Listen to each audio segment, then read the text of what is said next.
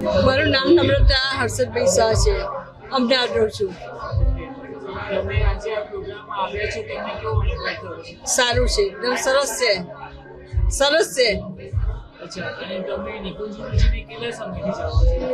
હું વર્ષથી. તો આ વર્ષમાં તમે કઈ રીતે જોડાયા, તમને શું અનુભવ થયો છે? સારો અનુભવ થયો. તમારા જીવનમાં કોઈ એવો બનાવ બન્યો છે કે જેના તમને ફાયદો? ના એવું કંઈ નહીં. ઓકે, તો તમે એમને કેવી રીતે જાણતા છો?